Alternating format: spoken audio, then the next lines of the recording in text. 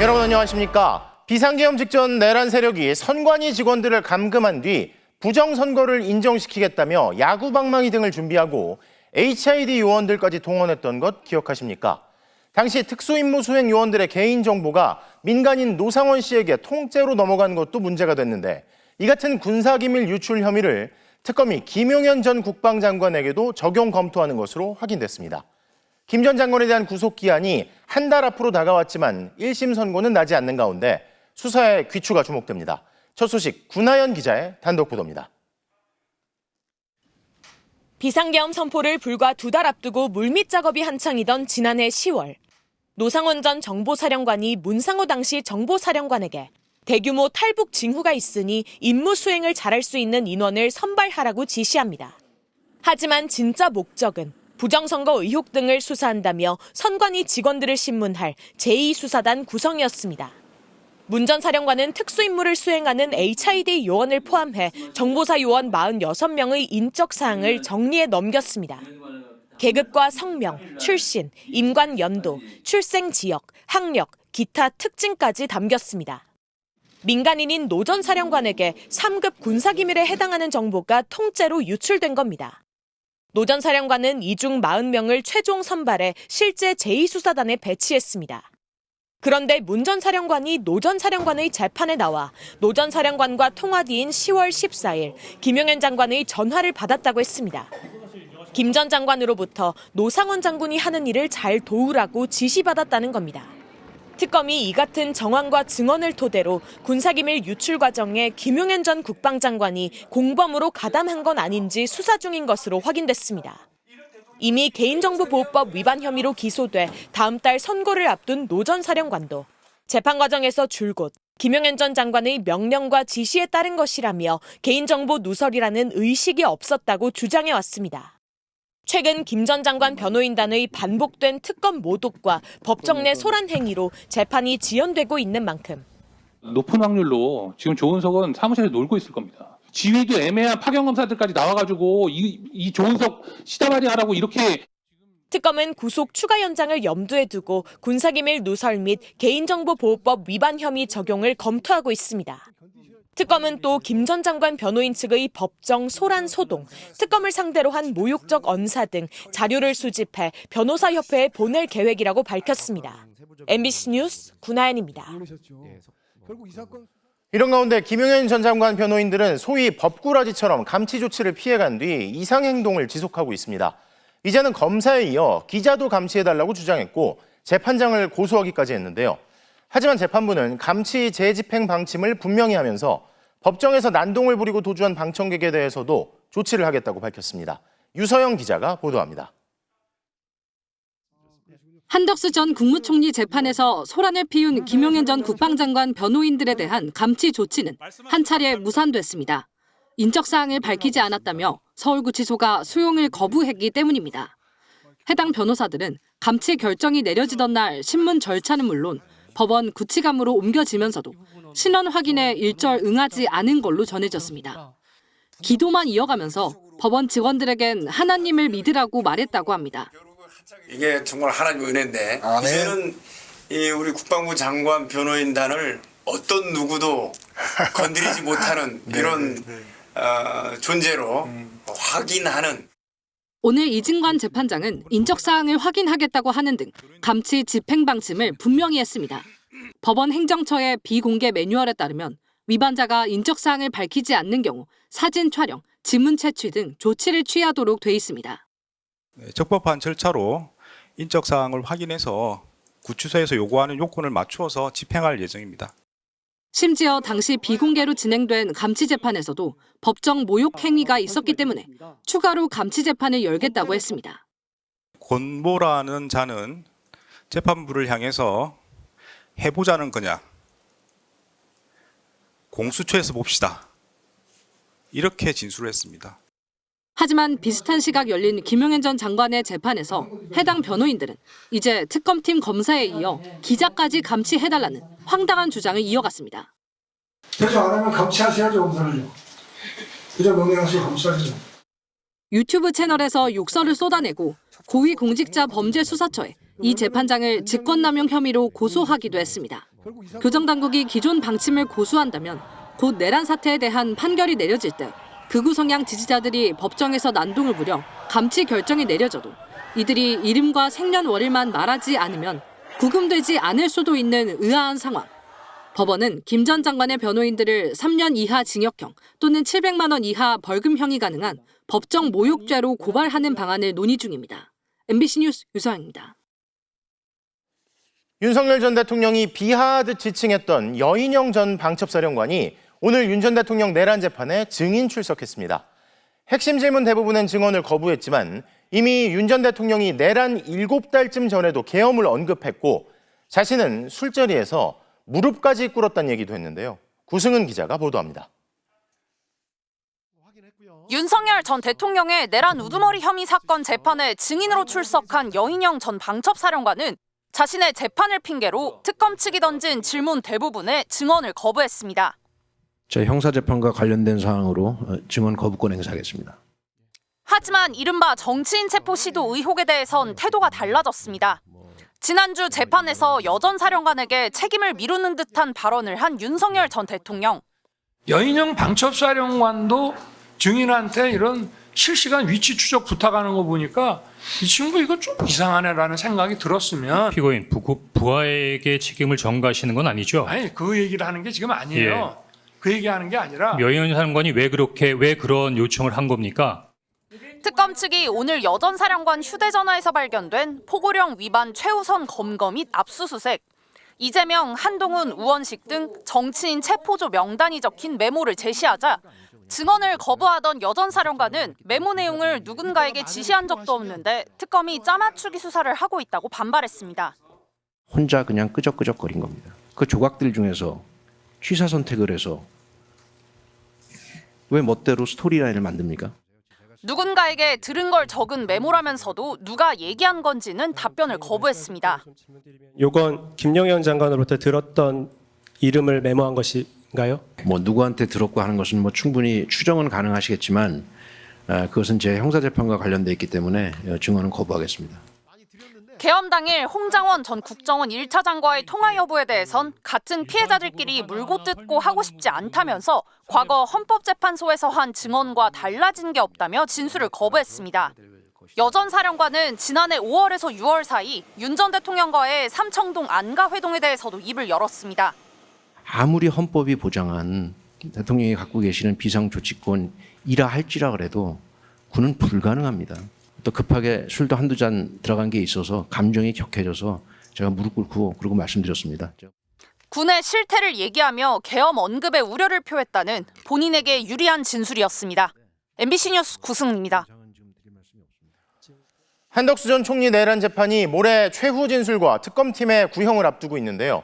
오늘 재판에서 한 전 총리는 계엄 선포 직후 CCTV에 포착된 이상민 전 장관과의 16분간 대화 내용에 대해선 100번 생각해도 기억이 안 난다며 선택적 기억의 모습을 보였습니다. 어떤 내용인지 차현진 기자가 보도합니다.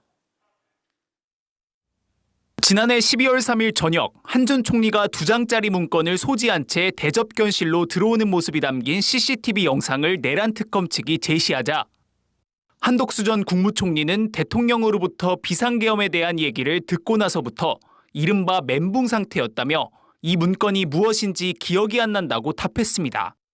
특검이 재차 조사 당시 포고령이라고 진술하지 않았느냐고 추궁하자 검사의 유도 질문에 따라갔다고 주장했습니다. 계엄 선포 직후 이상민 전 행정안전부 장관과 16분간 대화한 내용에 대해서도 CCTV를 보고서야 이야기한 사실 자체를 알게 됐다면서 어떤 말을 했는지는 100번 생각해봤는데도 정말 기억이 나지 않는다고 증언했습니다. 이렇게 불리한 정황에 대해서는 기억이 안 난다고 하더니 계엄을 만류했다는 입장에 대해서는 입을 열었습니다. 윤석열 전 대통령으로부터 비상계엄 선포 계획을 듣자마자 경제와 대외 신인도가 엉망이 될 것이니 재고해달라고 말했다고 증언한 겁니다. 최상목 전 경제부총리가 한 전 총리에게 왜 반대 안 하셨습니까? 50년 공직 생활을 마무리하려고 했습니까? 라고 따지는 걸 봤다는 조태열 전 외교부 장관의 진술에 대해서는 저한테 그런 이야기를 한 게 기억이 난다며 이후 최 전 부총리에게 귓속말로 당신이 대통령에게 가서 이야기를 좀 해봐라라는 취지로 말했다고 주장했습니다. 한 전 총리 신문을 마친 1심 재판부는 모레 결심 공판에서 검찰 측의 구형과 피고인 측 최종 변론, 한 전 총리의 최후 진술까지 진행할 예정입니다. MBC 뉴스 차현진입니다. 장외 집회를 이어가고 있는 국민의힘에선 다시 부정선거 음모론을 거론하고 윤석열 전 대통령을 각하라고 부르는 얘기가 나오고 있습니다. 이에 더불어민주당에선 누구 하나 반성하지 않는 국민의힘이 법치를 외치느냐며 위헌정당 해산 심판을 거론하고 있는데요. 이기주 기자의 보도입니다. 지난 토요일 부산에서 열린 국민의힘 장외 규탄대회. 단상에 오른 장동혁 대표는 이재명 정권을 끝내야 한다고 목소리를 높였습니다. 현수막도 마음대로 걸지 못하게 하고 있습니다. 특정 국가에 대한 혐오 발언을 하면 처벌하겠다고 나서고 있습니다. 윤석열 전 대통령 탄핵의 시발점인 비상계엄 선포일 1주년이 코앞으로 다가왔지만 내란에 대한 사과는 없었습니다. 다음 날 창원 집회에선 당 지도부인 김민수 최고위원이 부정선거 주장을 국민의힘 집회보다 민주당 앞에서 해야 한다고 주장했는데 부정선거 외친 우리 선배님 좋아요. 연설 흐름을 끊으면 안 돼. 부정선거 밝혀라. 여기서 해야겠어요? 민주당 앞에서 해야겠어요? 오늘은 SNS에 글을 올려 윤 전 대통령을 각하라며 추켜 세우기도 했습니다. 비상계엄 1주년을 앞두고 국민의힘이 사과 대신 연일 장외 집회를 이어가자 민주당은 불법 계엄에 동조했던 걸 누구 하나 반성하지 않는 국민의힘이 아스팔트로 나가 민생과 법치를 외치느냐며 불편한 심기를 드러냈습니다. 급기야 당 지도부는 윤 어게인은 반헌법의 암적 존재들이다. 고름은 짜내야 한다 등 국민의힘에 대한 위헌정당 해산 요구도 다시 꺼내들었습니다. 더 이상 국민 기만 행위는 용납될 수 없습니다. 필요하다면 국민의힘을 위헌정당 해산 심판 대상에 올려 헌법적 절차를 밟겠습니다. 한줌 극우 세력을 결집하려는 썩은 동아줄 잡기입니다. 주권자를 대적하는 정당이 마주할 것은 헌법의 위헌정당 해산 심판뿐이라는 것을 경고합니다. 이에 대해 국민의힘은 민주당이 돈키호테처럼 허구한 날 내란 타령을 하고 있다며 민주당과 더 세게 붙을 것이라고 밝혔습니다. MBC 뉴스 이기주입니다. 서부지법 폭동 사태 배후로 지목된 전광훈 씨가 오늘 다시 국민 저항권을 언급하며 기자회견을 요청했습니다. 자신이 수사를 받게 되자 서부지법 폭동 전에 줄곧 강조했던 표현을 다시 꺼내든 건데요. 도윤선 기자의 보도입니다. 두 번째 경찰 조사를 받고 사흘 만에 전광훈 목사가 취재진을 불러 모았습니다. 국민 저항권이라는 말을 내걸고 기자회견을 연 겁니다. 국민 저항권이 뭔지를 아셔야 됩니다. 언론인 여러분들도. 이걸 모르면 안 돼요. 마이크를 넘겨받은 측근은 경찰이 전 목사에게 저항권이 뭔지 수차례 물었다고 했습니다. 그러면서 저항권을 설명하는가 싶더니 비상계엄을 옹호합니다. 12.3 비상계엄이 절차상의 미흡한 점이 있고 방법에 미흡한 점이 있다고 하면 그것은 직권 남용에 해당하는 것이지 바로 내란죄로 이어질 수가 없는 것입니다. 독재 권력에 맞서 민주주의를 지켜내기 위한 최후 수단인 저항권을 민주주의와 법치주의를 파괴하려 한 내란 세력 옹호에 갖다 붙이고 있는 겁니다. 야, 국민 저항권이야. 경찰 조사 결과 서울 서부지법 폭동무리들 다수는 전 목사식 저항권을 떠받들며 법원 침입이 정당하다고 오판한 것으로 드러났습니다. 1시간 가까이 이어진 기자회견에서 전 씨는 일방적인 주장만 하다 폭동을 부추겼다는 자신의 혐의에 대한 질문을 받지 않고 퇴장했습니다. 전 목사를 에워싼 교회 관계자들은 카메라를 가로막고 취재진을 밀쳐냈습니다. 기자회견인데 왜 막으세요? 기자회견이잖아요. 나라 TV에 와서 1시간 이상 토론하자. 전 씨와 함께 입건돼 수사를 받고 있는 유튜버 신혜식 씨는 오늘 다시 경찰에 나왔습니다. 신 씨는 성사명 전 대통령실 행정관과 윤 전 대통령 변호인단의 배희철 변호사가 폭동 사태의 배후라고 주장하며 입증 자료를 경찰에 내겠다고 했습니다. 이 안에는 폭동을 조장하는 또 선동하는 직접적으로 움직인 자료까지 그동안 제가 다 취합해갖고 모아놨습니다. 경찰은 전 씨에 대한 추가 조사 없이 그간의 수사를 정리해 신병 처리 방향을 검토할 방침입니다. MBC 뉴스 도윤선입니다.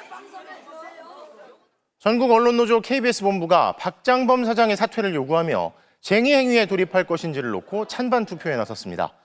이들은 박 사장이 내란 우두머리 윤석열의 낙점을 받아 얼떨결에 사장이 됐다며 무능한 경영진을 심판해야 한다고 주장했습니다. 투표에서 조합원의 과반수가 찬성하면 노조는 파업을 비롯한 쟁의권을 얻게 됩니다. 강원도 양양군에서 환경미화원에게 갑질을 벌여온 7급 공무원 관련 속보를 전해드리겠습니다. 이 공무원은 자신의 주식이 3% 이상 오르지 않으면 이불 속에 환경미화원을 넣고 밟으며 계엄놀이라고 불렀는데요. 최근 주식이 떨어져 홧김에 괴롭혔다고 주장했지만 3년 전에도 갑질이 있었던 것으로 확인됐습니다.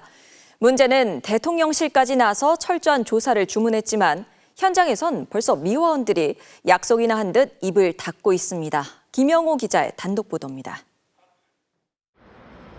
본인의 주식이 3% 이상 오르지 않을 때마다 이불 안에 미화원을 넣고 밟는 이른바 계엄놀이.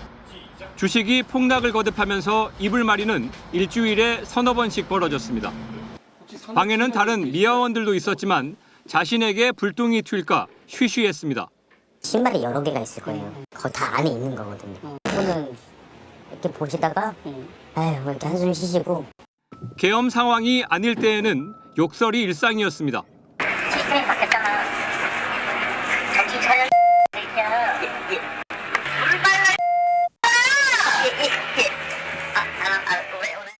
지난 7월 해당 면으로 배속된 공무원. 그런데 갑질은 이번이 처음이 아니었습니다.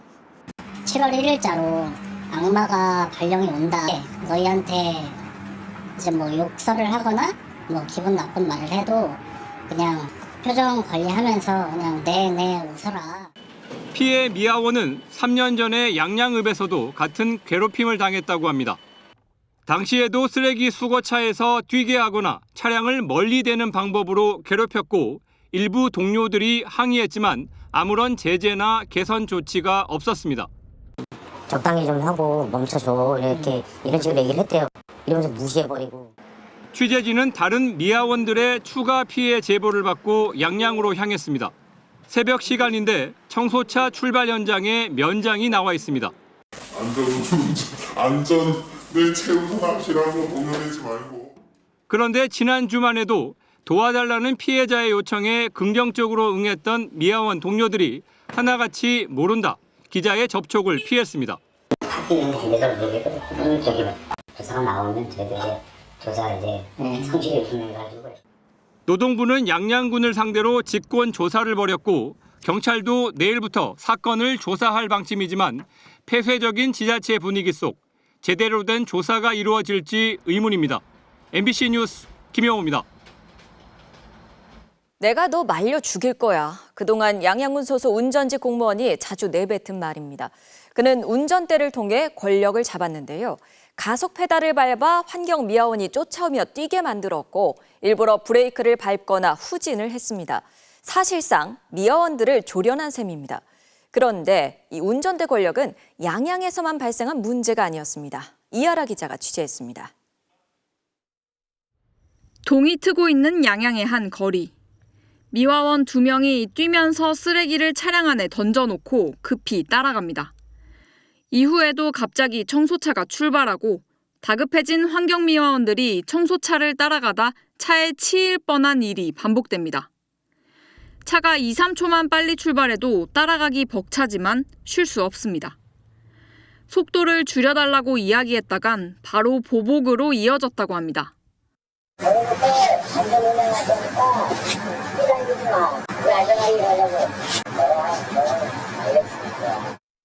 업무를 교묘하게 늦추면 욕은 미화원들이 먹게 되는 구조입니다. 여기 읍내에서 뭐 차가 막히고 그러면 이제 다 미화원이 길을 막아요. 이렇게 얘기를 하지. 운전직 공무원이 길을 막아요. 이러진 않아서 그 피해는 저희한테 오기 때문에. 새벽에 청소해야 할 200-300m 구간을 4-5번이나 이렇게 당하다 보면 몸이 지치기 때문에 자연스럽게 운전자를 거역할 수 없는 상태에 빠져들게 되는 겁니다. 그런데 운전대로 미화원을 조련한 것은 양양만의 문제가 아니었습니다. 운전원이 기분 나쁘다고 급브레이크를 확 밟는다든가 차에 맞게끔 속도를 높여야 되니까 물건을 들고 뛰어간다든가 그런 식으로. 다른 청소차 운전자도 비슷한 괴롭힘의 방법을 알고 있었습니다. 골청맥이 되면은 상태원들 달리다 갑자기 그 브레이크 팍 잡아갖고 무릎을 부딪히게 만든다든가 쓰러질 때 후진을 한다든가 그런 경우가 있어요. 그래서 실제적으로 이번엔 MBC 취재 카메라에 이런 갑질이 잡혔지만 평소엔 신고하더라도 운전으로 괴롭힘을 당했다고 증명하기 어렵기 때문입니다. 일하는 시간이 한정되어 있는데 일부러 일을 천천히 해가지고 그건 운전자의 재량에 맡기는 거니까. 여기에 작은 지역사회 특성까지 더해지면 운전직 공무원은 그야말로 무소불위의 권력을 갖는 구조라는 게 노동계의 설명입니다. 이구동성으로 제보한다든가 하더라도 군단위 지역 같은 데는 지역의 선후배고 혈연이라든가 이런 것들이 등등이 아마 큰 장애가 돼서 교묘한 갑질의 굴레에서 고통을 당해왔던 환경미화원들.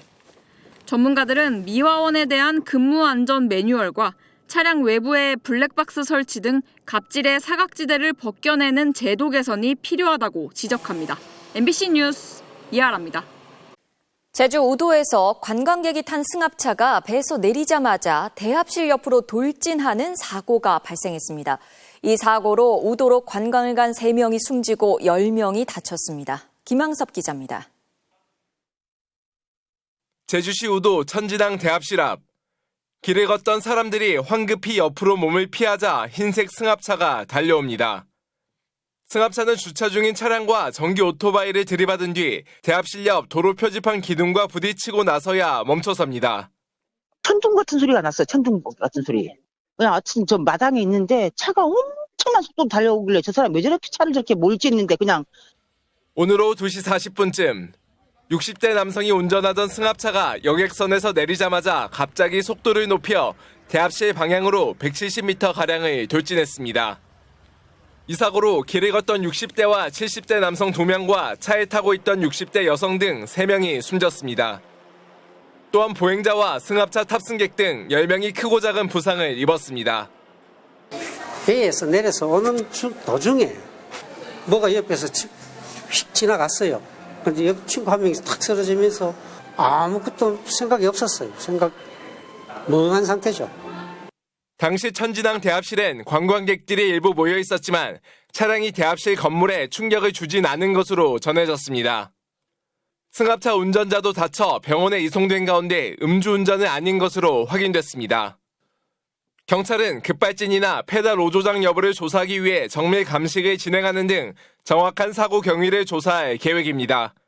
MBC 뉴스 김항섭입니다.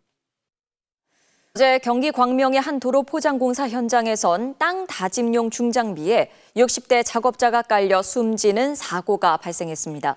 건설사가 안전 지침을 어긴 채 작업을 진행한 것으로 드러났습니다. 박솔립 기자입니다. 경기 광명의 한 도로 포장 공사 현장. 경찰 통제선 안쪽으로 땅을 다질 때 쓰는 대형 중장비 타이어 롤러가 멈춰서 있습니다. 어제 낮 2시쯤 코스트코 광명점 주차장 진출입로 포장 공사를 하던 이 중장비 뒷바퀴에 60대 남성 노동자가 깔려 숨졌습니다. 전진과 후진을 반복하던 중장비 운전자가 새로 깔린 아스콘 위로 떨어지는 낙엽을 치우는 일을 하던 남성을 보지 못하고 후진하다 사고가 난 겁니다. 이처럼 중장비가 투입되는 작업구역에는 신호수를 배치해 사람과 장비의 이동을 통제해야 하는데요. 사고 당시에 별도의 안전조치가 없었던 것으로 전해졌습니다. 아스콘 포장공사 안전보건작업 지침을 보면 건설 중장비 근처에 노동자가 있을 경우 장비별로 전담 유도원이나 신호수를 배치해야 합니다. 장비 운행 경로와 주행 속도 등을 신호수가 수시로 확인해 사고에 대비하라는 겁니다. 건설사는 신호수가 2명 있었다고 했지만 공사 구간 양쪽에서 차량 진입을 막는 역할만 한 것으로 파악됐습니다. 신호수는 있었고요. 전방 후방에 차 못 들어오게끔 길이가 지금 한 150m가 되는데 일일이 1m 간격으로 해가지고 신호수를 배치할 수 없잖아요. 비슷한 사고는 반복되고 있습니다. 2021년 12월 경기 안양에서 도로 포장 공사 중 땅 다짐용 중장비에 작업자 3명이 깔려 숨졌고 지난 8월에는 충남 천안에서 60대 노동자가 같은 장비에 깔려 숨졌습니다. 고용노동부는 사고 때마다 위험 구간에 노동자 출입을 금지하고 신호수도 배치하라고 강조해왔지만 제대로 지켜지지 않고 있는 겁니다. 경찰은 업무상 과실치사 혐의로 중장비 기사를 입건하고 공사 발주처인 코스트코 코리아에 대해서도 참고인 조사를 할 예정입니다. 노동당국도 중대재해처벌법 위반 여부와 안전조치 준수 여부 등을 수사하고 있습니다. MBC 뉴스 박솔립입니다. 사흘 전 서울 양천구 필로티 구주 아파트에서 큰 불이 나 50여 명이 병원으로 옮겨졌다는 소식 전해드렸는데요. 경찰은 아파트 경비원의 과실로 화재가 난 것으로 보고 긴급 체포했지만 조금 전 구속영장이 기각됐습니다. 조건희 기자입니다. 아파트 1층 주차장에 연기가 차오르더니 곧이어 불길이 순식간에 번집니다. 지난 21일 새벽 5시 반쯤 서울 양천구의 필로티 구주 아파트에서 불이 나 주민 52명이 연기를 들이마셔 병원으로 옮겨졌습니다. 불이 와버리니까 파닥파닥 챙겨서 이제 나오라니까 나오려고 보니까 벌써 연기가 계단이 차버려가지고. 아파트는 전기 공급이 끊겨 이렇게 엘리베이터는 작동을 멈춘 상태입니다. 이 위를 보면 주차장에서 흘러들어온 연기 때문에 내부도 새까맣게 그을린 걸 확인할 수 있습니다. 경찰 조사 결과 불을 낸 사람은 76살의 이 아파트 경비원이었습니다. 경찰은 필로티 구주의 1층 주차장 구석에 쌓여있던 파지 더미에 남성이 실수로 불을 냈다고 판단했습니다. 불이 난 날 저녁에 긴급 체포된 경비원은 파지를 옮기던 중이었다고 진술한 것으로 전해졌습니다. 장애인 주차 자리가 있어요. 거기 뒤쪽에 누웠던. 경찰은 해당 경비원에게 중대한 과실로 불을 낸 중실화 혐의를 적용해 구속영장을 신청했습니다. 하지만 법원은 조금 전 피의자의 주거, 직업, 가족관계, 범행 경위와 이후 대처 행위, 수사 상황 등을 종합하면 도망이나 증거인멸 우려가 있다고 보기 어렵다며 영장을 기각했습니다. 경찰은 경비원에 대해 불구속 상태로 화재 경위 등을 추가 조사하기로 했습니다. MBC 뉴스 조건입니다. 16개월 된 아이가 심정지 상태에 빠졌다 숨지는 사건이 발생해 경찰이 수사에 나섰습니다. 엄마는 119에 신고해 아이가 밥을 먹다 음식물이 목에 걸렸다고 했는데 병원 측이 아이 몸 여러 곳에서 긁힌 자국을 발견하고 경찰에 아동학대 의심 신고를 한 겁니다. 이재인 기자입니다. 다세대 주택 단지에 구급차가 불빛을 내며 들어옵니다. 곧이어 경찰차도 도착합니다. 엘리베이터 문이 열리자 구급대원이 다급하게 내리고 잠시 뒤 품에 한 아이를 안은 채 다시 엘리베이터에 뛰어오릅니다. 어제 저녁 경기 포천에서 아이가 밥을 먹다 숨을 쉬지 않는다. 음식물이 목에 걸린 것 같다는 119 신고가 접수됐습니다. 집에서 발견된 16개월 여자아이는 심정지 상태였습니다. 아이는 심폐소생술을 받으며 이곳 병원으로 옮겨졌지만 끝내 숨졌습니다. 그런데 수상한 정황이 나왔습니다. 숨진 아이의 몸 여러 곳에서 긁힌 자국이 발견된 겁니다. 다만 골절이나 심한 출혈 등은 없었던 것으로 파악됐습니다. 병원 측은 경찰에 아동학대가 의심된다며 신고했습니다. 아버지는 30대, 어머니는 20대로 신고 당시 집안에 모두 같이 있었던 것으로 조사됐습니다. 어머니는 구급대원들에게 응급조치를 했다고 진술한 것으로 전해졌습니다. 가족은 해당 주택에 1년 정도 거주한 것으로 알려졌습니다. 가끔 여기서 이렇게 마주치면 강아지 산책시키고 애기 데리고 나갔다 들고 별다른 특별한 광고는. 경찰은 국립과학수사연구원에 시신 부검을 의뢰하고 부모에 대해서는 범죄 혐의점이 뚜렷하지 않은 만큼 입건 전 조사를 진행하고 있습니다. 아이가 다녔던 어린이집 등을 상대로도 아동학대 정황과 관련해 조사하기로 했습니다. MBC 뉴스 이재인입니다. 중동 아프리카 4개국 순방 중인 이재명 대통령이 마지막 방문지인 튀르키예에 도착했습니다. 튀르키예로 향하는 기내에선 기자들과 만나 순방 성과와 소회도 밝혔는데요. 현지에서 김재경 기자의 보도입니다. 중동과 아프리카 3개국을 돈 이재명 대통령이 튀르키예 앙카라에 도착했습니다. 의장대는 특유의 터키석을 상징하는 하늘색 카펫으로 이 대통령을 환영했습니다. 이 대통령은 제일 먼저 튀르키예의 국부로 추앙받는 초대 대통령 묘소 헌화를 시작으로 국빈 방문 일정을 시작해 우리 시각으로 오늘 밤 레셉 타입 에르도안 튀르키예 대통령과 정상회담할 예정입니다. 이번 순방에서 아랍에미리트와 이집트, 마지막 튀르키예까지 중동과 아프리카 주요 국가들을 방문한 이 대통령은 기내 간담회를 통해 그 의미를 설명했습니다. 중동은 어쨌든 우리 외교의 한 중요한 축입니다. 그리고 이번에 방문하는 3개국은 역시 중동 지역의 핵심 국가죠. 그리고 대한민국과의 역사적 관계도 특별하고. 가장 큰 성과로는 AI 분야에서 아랍에미리트와 30조 원 규모의 협력을 약속한 것을 꼽았습니다. 또 중동 국가 정상들과 회담한 결과 방위 산업 분야의 성장 가능성을 확인했다며 지원과 투자에 대한 의지도 드러냈습니다. 외국 정상들도 방산 얘기를 많이 합니다. 특히 우리의 무기를 구매하는 게 아니고 공동 개발, 공동 생산, 공동 판매, 시장 개척에 관심들이 많아요. 그러나 아쉬움도 숨기지 않았습니다. 이집트 대통령이 수조 원대 공항 확장 사업 협력을 제안했는데 밀도 있게 논의하기엔 우리 준비가 부족했다는 겁니다. 특히 부처별로 분야를 나눌 게 아니라 종합적이고 체계적으로 외교 분야를 정비해야 한다고 지적했습니다. 대한민국의 대외관계 관리가 매우 분절적이라는 생각이 듭니다. 농림축산부는 농업 관련 사업을 하는데 뭘 하는지도 모르고 코트라는 또 코트라대로 하고 따로 다 놀고 있어요. 이 대통령은 마지막 순방지인 튀르키예를 한국전쟁에 파병을 해준 형제의 국가라고 표현했습니다. 곧 시작될 정상회담에선 방산과 원전, 관광 분야 등에서 양국 간 협력 논의가 오갈 것으로 보입니다. 앙카라에서 MBC 뉴스 김재경입니다. 오늘 이 대통령은 지난 정부 이후 얼어버린 남북 관계가 이제는 매우 위험한 상태라고 진단하며 북한을 향해 대화의 손짓을 계속 보내겠다는 뜻을 밝혔습니다. 이렇게 인내심을 갖고 대화에 나서겠다는 목적으로는 우리의 국익을 위해서라고 강조하는 동시에 강한 국방력에 대한 의지도 분명히 했는데요. 정상빈 기자가 보도합니다. 언제 우발적인 충돌이 벌어질지 모르는 매우 위험한 상태. 이재명 대통령은 지금의 남북 관계를 이렇게 진단했습니다. 일체 모든 연결성이 다 끊겼습니다.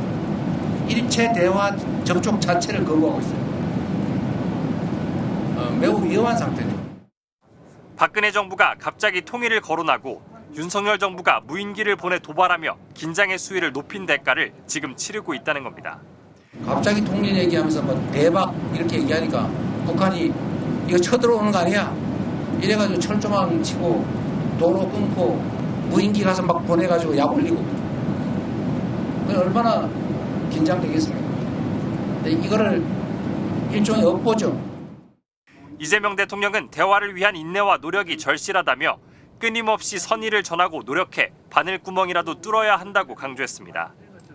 또 튀르키예 현지 매체와의 인터뷰에선 통일이 우리의 최종 목표이자 책무라는 점을 다시 분명히 했습니다. 동시에 북한을 자극할 수 있는 흡수 통일론에 대해서는 강하게 선을 그었습니다. 흡수 통일 그런 얘기 왜 합니까? 뭐 흡수해서 뭐예요? 거기서 생겨나는 엄청난 충돌을 어떻게 할 겁니까? 엄청난 비용을 어떻게 감당할 거예요? 노력의 일환으로 한미연합 군사훈련 축소 가능성에 대한 질문도 나왔는데 이 대통령은 북한이 가장 예민해하는 부분이라면서도 예단하기 어렵다고 답했습니다.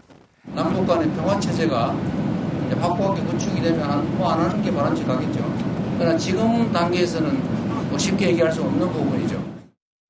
그러면서 언제든지 도발을 억제할 수 있는 강한 국방력이 대화의 전제라고 설명했습니다.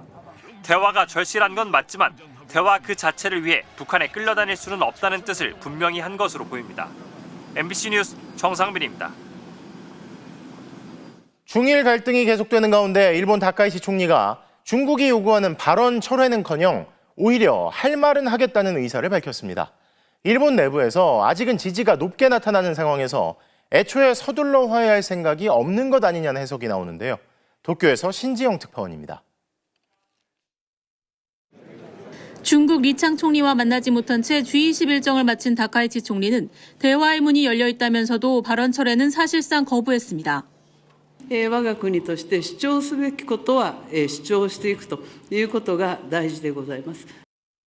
중국이 보름 넘게 매일같이 발언 취소를 요구했지만 상황을 원점으로 돌린 겁니다.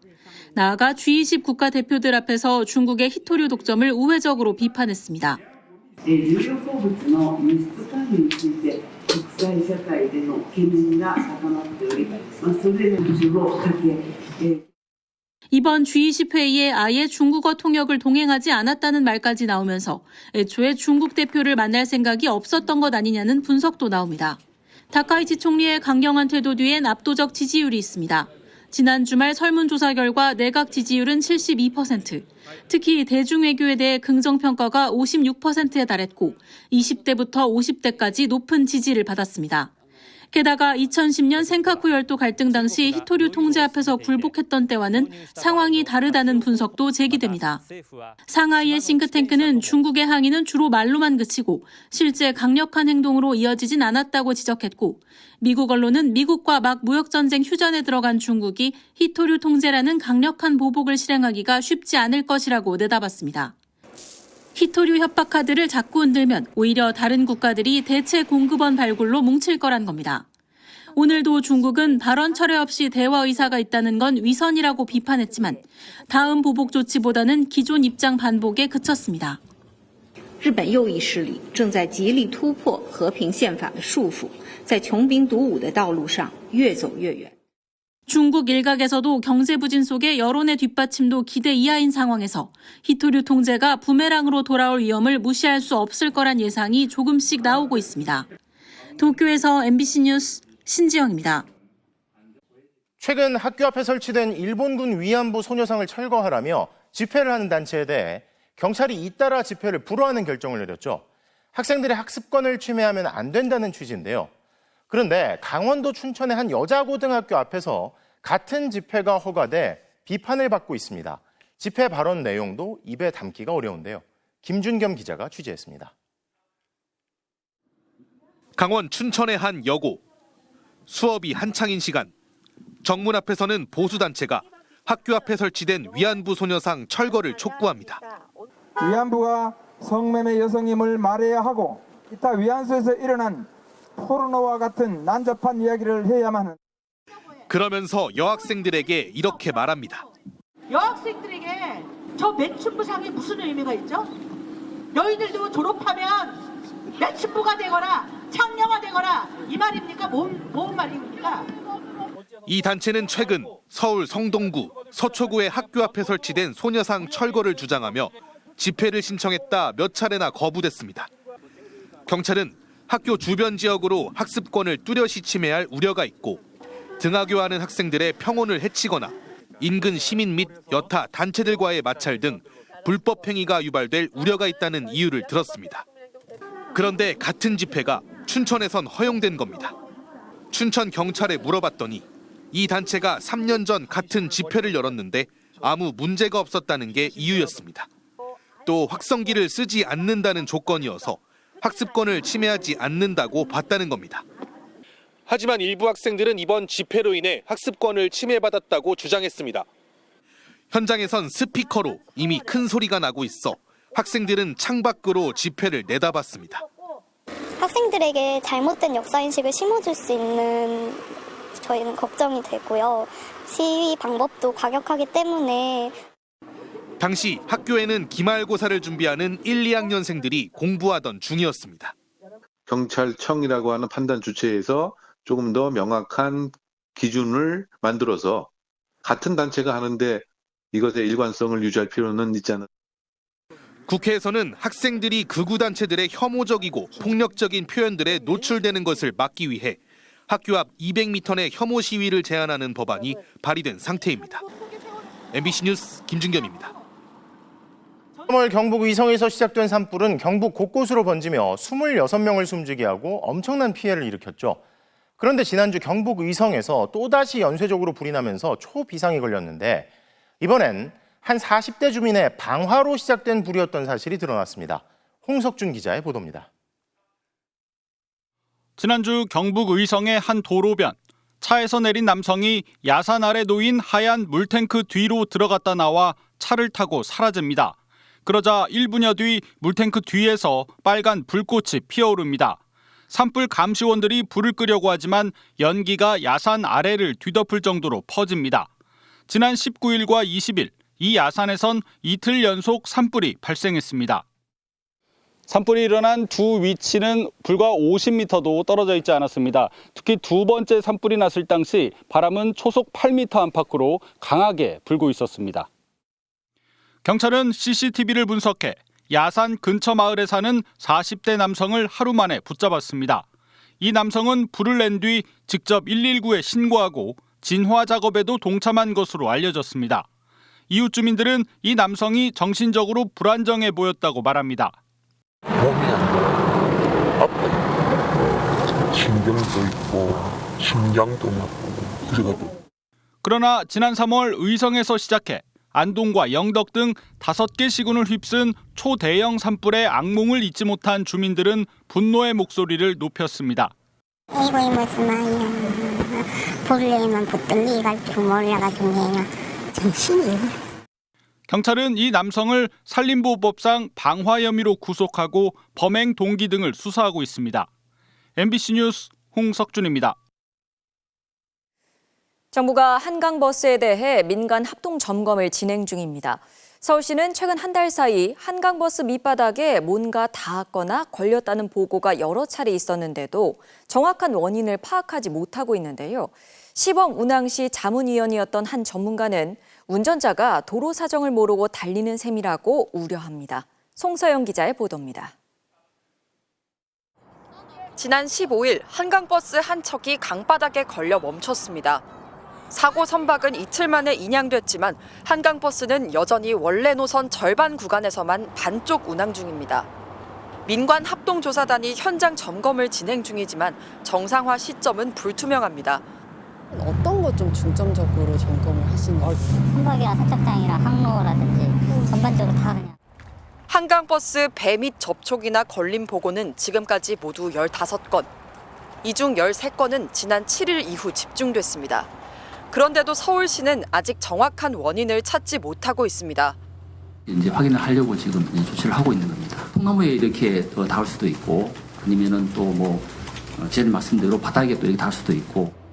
시범 운항 당시 자문위원으로 참여한 민간 전문가들에게 물어봤습니다. 한 전문가는 강은 바다와 달리 수면 아래 지형 정보 공개 의무가 없다며 승선객 입장에서 도로 여건을 전혀 모르고 달리는 셈이라고 말했습니다. 이 때문에 선저 접촉 사고가 나더라도 경위 파악이 어려워질 수 있다고 지적했습니다. 또 다른 전문가는 서울시가 대중교통을 무리하게 표방해 급히 추진한 면이 있다고 했습니다. 대중교통 수단일 경우 작은 사고도 치명적이기 마련이어서 연착륙하듯이 진행해야 한다는 겁니다. 문재인이 많은 교통 출퇴근부터 가져가 버리는 바람에 문제가 터진 거거든요. 좀 급하죠. 다만 도심 한가운데라 구조 인프라가 잘 갖춰져 있어 큰 사고가 나기는 어렵다며 크게 불안해할 필요는 없다고 했습니다. 전문가들은 서울시가 이제라도 문제를 인정하고 대책을 마련해야 한다고 입을 모았습니다. 앞서 오세훈 서울시장은 한창 진행 중인 사업에 현미경을 들이대면 여러 지적이 나올 수 있다며 6개월만 기다려달라고 말했습니다. MBC 뉴스 송서영입니다. 미성년자를 포함해 피해자만 260여 명에 달하는 국내 최대 사이버 성착취 사건의 주범 김노관에 대해 1심 법원이 무기징역을 선고했습니다. 재판부는 피해자들이 극도의 고통에 시달렸을 것으로 보인다며 영구 격리가 불가피하다고 밝혔습니다. 윤상문 기자가 보도합니다. 이른바 자경단이라는 텔레그램 성범죄 집단을 조직해 미성년자를 포함해 수백 명을 성착취한 혐의로 구속 기소된 33살 김노관. 1심 법원이 기소 9달 만에 김노관에 대해 무기징역을 선고했습니다. 2020년 8월부터 올해 1월까지 드러난 피해자만 260여 명에 달할 정도로 역대 성착취 범죄 중 가장 심각했던 이 사건에 대해 사형 다음에 중형을 선고한 겁니다. 재판부는 범행 수법이 매우 잔혹하고 악랄하다며 사회적으로 영구 격리가 불가피하다고 질타했습니다. 또한 전자장치 부착 30년과 아동 청소년 장애인 관련 기관 취업 제한 10년, 신상 공개 및 고지 10년도 명했습니다. 스스로를 목사라 칭한 김노관은 전도사, 예비 전도사 등의 위계 구조를 만든 뒤 조직적으로 범행을 저질렀습니다. 70명의 피해자를 대상으로 1,700개의 아동 청소년 성착취물을 제작했습니다. 다른 피해자를 포섭해오지 않으면 성착취물들이나 신상 정보를 유포하는 방식으로 협박해 피해자를 범행에 끌어들였습니다. 피해자의 아버지에게 성관계 영상을 전송하고 피해자 직장에 찾아가 협박을 일삼기도 했습니다. 김노관이 성폭행 혹은 유사 성폭행한 피해자는 16명에 이르는데 이 가운데 아동 청소년은 14명이었고 대부분 범행 과정을 촬영했습니다. 재판부는 피해자 대부분은 아동 청소년들로 극도의 육체적, 정신적 고통에 시달렸을 것으로 보인다면서 디지털 성범죄는 피해가 순식간에 회복 불가능한 수준으로 확대되고 한 번 배포되면 완전히 삭제하기 어려워 피해 회복이 사실상 불가능하다고 지적했습니다. 재판부는 공범 10명에 대해서도 모두 실형을 선고했습니다. 특히 자경단의 조직원을 포섭 교육하고 범행을 지시하는 역할을 했던 선임 전도사 강모 씨에 대해선 징역 4년을 선고하며 보석을 취소하고 재구속했습니다. 다만 나머지 공범들에 대해선 아직 소년이거나 나이가 어리고 협박에 의해 범행에 가담하게 된 점을 고려했다며 법정 구속하지 않았습니다. MBC 뉴스 윤상문입니다. 날씨가 추울 때는 뜨끈한 국물이 있는 음식이 생각나는데요. 칼국수 한 그릇을 먹으려고 해도 10,000원이 넘는 곳이 많죠. 물가가 더 오를까 걱정입니다. 환율이 계속 오르고 있고 이러다 1,500원대까지 갈 수 있다는 우려도 나오는데요. 정부가 국민연금과 함께 공식 협의체를 가동하고 환율 방어에 나서기로 했습니다. 남효정 기자입니다. 얇게 민 반죽을 듬성듬성 썰어 팔팔 끓는 국물에 끓여내고 유부와 부추 고명을 올려 손님상에 내놓습니다. 영원한 서민 대표 음식이지만 이제 서울에서 남대문 시장이 아니고서는 칼국수를 9,000원에 파는 곳을 찾기 힘듭니다. 가격을 올리면 또 손님들이 잡수시기가 좀 어렵잖아. 수입 밀가루 가격에 인건비 재료비까지 올라 칼국수 값은 지난해보다 5% 가까이 올랐습니다. 기름값이 올라서 그런지 지금 하우스에서 나오잖아. 부추도 한 단에 3,000원 그렇게 하다가 지금 6,000원, 7,000원 그래. 연일 오르는 환율에 물가 불안 우려는 커지고 있습니다. 원달러 환율은 최근 엿새 연속 상승하며 1,500원을 눈앞에 뒀습니다. 한국이 해외에서 벌어들인 돈, 즉 경상수지 흑자가 큰데도 환율이 계속 오르는 상황. 국민연금과 이른바 서학개미의 해외 금융 투자가 늘었기 때문입니다. 실제로 지난 21일까지 국내 투자자들의 해외 주식 투자액은 43조 1,100억 원으로 사상 최고치를 기록했습니다. 작년보다 무려 3배 가까이 늘었습니다. 정부는 결국 국민연금 투입을 검토하기로 했습니다. 외환당국이 국민연금과 협의체를 구성하기로 한 건데 국민연금의 대규모 해외 투자를 조절해 환율을 안정시키는 방안을 논의하겠다는 의미로 해석됩니다. 내년 경제성장률은 2% 가까이 오를 거란 전망이 많지만 고환율이 계속되면 경제성장의 발목을 잡을 수도 있습니다. 기저 효과도 있고 반도체를 제외한 많은 대다수의 주력 산업들의 수출 경쟁력이 좀 떨어지는 부분이 있고요. 경기 부양을 위해서는 금리를 내려야 하지만 부동산 가격이 오른 상황에서 환율까지 상승해 쉽지 않습니다. 시장은 한국은행이 올해 안에 기준금리를 내리기 어려울 것으로 전망하고 있습니다. MBC 뉴스 남효정입니다. 더불어민주당에서는 대의원과 권리당원 1인 1표제를 두고 당내 파열음이 나왔습니다. 당대표나 최고위원 등 주요 당직을 뽑을 때 대의원 1명의 표를 20표로 계산해 주던 걸 일반 권리당원과 마찬가지로 1표로 낮춘다는 건데요. 당내에서 졸속 개정이란 반발이 나오자 최종 결정을 일주일 미루기로 했습니다. 김상훈 기자입니다. 현직 국회의원과 주요 당직자 등 당 대의원과 당비를 내는 권리당원이 똑같이 1표를 행사하는 이른바 1인 1표제. 더불어민주당은 오늘 당무위원회를 열고 대의원, 권리당원 비율을 기존 20대 1에서 1대 1로 고치는 방안을 의결했습니다. 하지만 당대표 앞에서 공개 반발이 터져나왔습니다. 전당원 여론조사에서 86%가 찬성했다지만 정작 여론조사 참여율은 16%로 저조한 데다 충분한 논의 없이 졸속 추진됐다는 겁니다. 민주당이 지난 수십 년 동안 운영해온 중요한 제도를 충분한 수기 과정 없이 단 며칠 만에 밀어붙이기 식으로 폐지하는 게 맞느냐. 다른 의원들도 영남 지역 대표성이 너무 과소대표되는 문제가 있다. 당원 주권과 전국 정당을 동시에 실현하는 보정안을 만들어야 한다며 수기를 거듭 요구했습니다. 일부에선 1인 1표제가 내년 전당대회를 앞두고 정청래 대표의 연임을 위한 포석으로 추진된다는 반발까지 제기됐습니다. 그러자 정 대표는 이재명 당대표 시절부터 3년여간 1인 1표제는 꾸준히 요구되고 논의했던 사안이라며 당시 당대표였던 이 대통령의 인터뷰 기사를 공유하기도 했습니다. 1인 1표제에 대한 열망이 매우 큰 건 사실인데 점진적으로 바꿔나간다는 점들을 좀 이해하고 좀 용인해 주시면 좋겠습니다. 이견이 분출하자 민주당 지도부는 일단 속도 조절에 나섰습니다. 1인 1표제 도입을 최종 결정하는 중앙위원회 일정을 28일에서 다음 달 5일로 한 주 미루고 영남 등 전략 지역을 위한 보완책 등을 더 논의하겠다는 겁니다.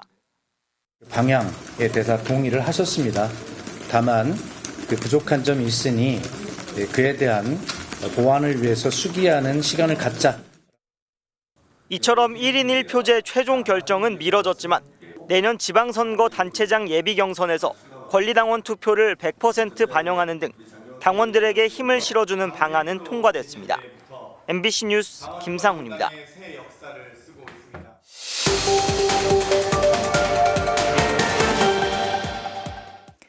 지난 알고 보니 시간에 세계문화유산 등재가 취소된 사례들을 소개해드렸는데요.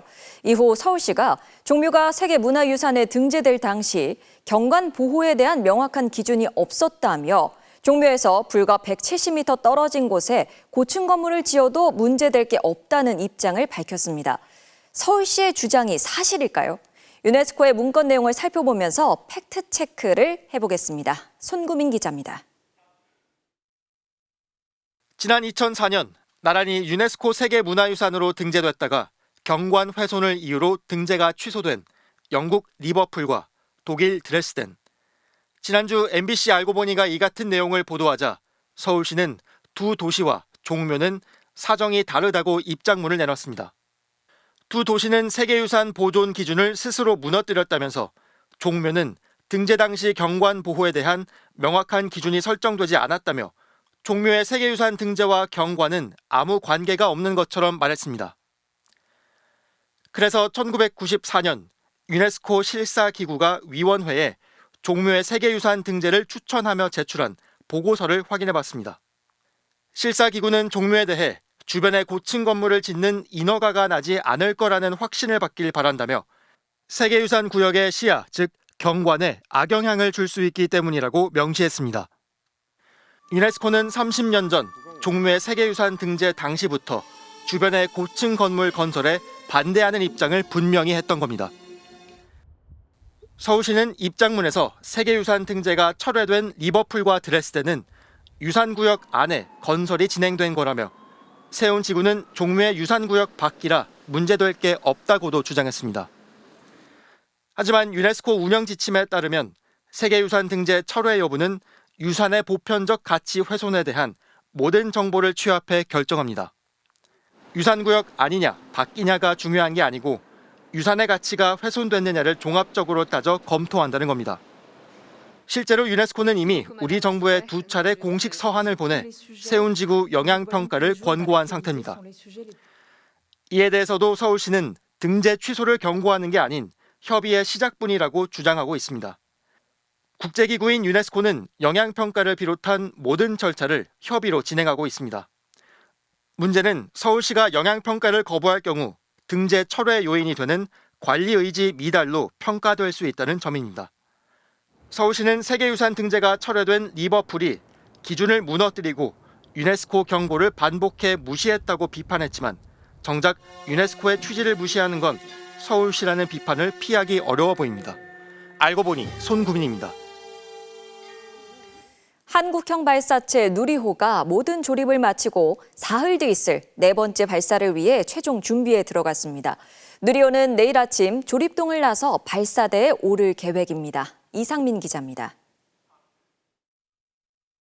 새하얀 누리호 본체 위로 태극기가 붙여지고 개발에 참여한 기관들의 이름이 하나둘씩 새겨집니다. 사흘 뒤 있을 네 번째 우주여행을 앞두고 누리호는 조립을 모두 마친 데 이어 지상에서의 마지막 점검까지 마무리했습니다. 계획대로라면 누리호는 내일 오전 7시 50분쯤 특수 이송 차량에 실려 발사대로 옮겨집니다.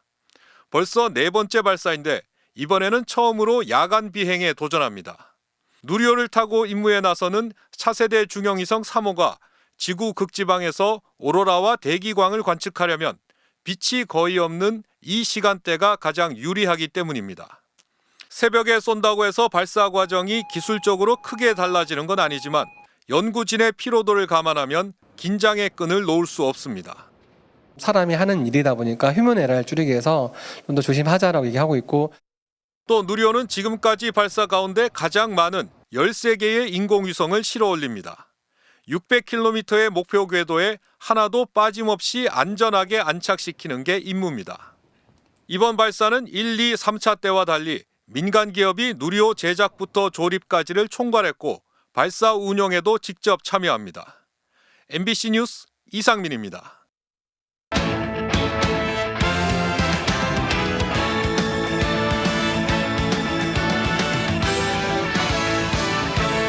월요일 밤 스포츠 뉴스입니다. 올 시즌 KBO 리그를 빛낸 주인공들이 한자리에 모였는데요. 22살답지 않은 활약으로 리그를 지배한 KT의 안현민이 신인왕을 차지했습니다. 조진석 기자가 전합니다. 국내 타자 장타율 1위의 압도적인 타격, 정규 시즌 타율 2위의 정교함, 여기에 강한 어깨와 몸살이지 않는 플레이까지 신인왕은 당연히 KT 안현민의 차지였습니다. 이거를 TV로 보고 있는 안현민을 상상을 했지 뭐 저는 여기서 인터뷰하는 안현민도 상상을 못했으니까요. 삼진보다 볼넷이 많을 만큼 선구안도 갖춰 양준혁 이후 32년 만에 신인왕과 출루율 1위를 동시에 거머쥐었습니다. 올해 자신의 최고 장면으로는 이 홈런을 꼽았습니다. 폰세 선수한테 홈런 친 거를 제일 기억에 남는다고 지금 생각하고 있습니다. MVP도 이변 없이 폰세가 차지했습니다. 류현진 이후 첫 1점대 평균 자책점에 한 시즌 최다 탈삼진까지. 투수 부문 4관왕에 오른 폰세는 아내에 대한 고마움으로 눈시울을 붉혔습니다. And to the real MVP, my wife.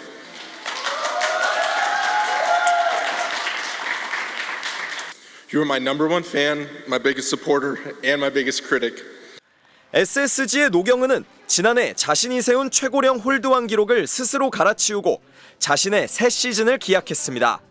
49이셨는데 7순위 넘으셨어요. 기분이 묘한 거예요. 근데 앞으로 제가 뭐 은퇴할 생각보다는 1년 1년 더 하고 싶다는 생각밖에 안 들고 있어요. MBC 뉴스 조진석입니다. 극심한 부진 끝에 한화에서 키움으로 팀을 옮긴 안치홍 선수가 오늘 새 팀에 합류했는데요. 절실함으로 반등하겠노라 다짐했습니다. 데뷔 후 처음으로 1할 때 타율로 추락하며 포스트 시즌 명단 제외라는 수모를 겪은 안치홍. 결국 FA 계약이 남은 선수로는 이례적으로 2차 드래프트를 통해 키움 유니폼을 입게 됐는데요. 오늘 팀에 합류해 설종진 감독과 만났습니다. 제가 못했기 때문에 이런 상황이 생긴 거고 저도 더 절실하게 생각하고 해야 된다고 생각을 하고요. 원하시는 대로 준비를 할 생각입니다. 키움이 젊은 선수들 위주로 꾸려진 만큼 17년차 베테랑으로서의 역할을 약속했습니다. 아무래도 경험적인 부분에서는 제가 해줄 수 있는 말이 많은 것 같고요. 그럼 한 시즌을 치러가면서 또 어떻게 풀어나가야 되는지 이런 부분은 서로 많이 얘기할 수 있지 않을까 싶습니다. 미국 프로축구에서 나온 엄청난 슈퍼 세이브입니다. 실점에 허락하지 않겠다는 골키퍼의 굳은 의지가 돋보였네요. 월요일 밤 스포츠 뉴스였습니다.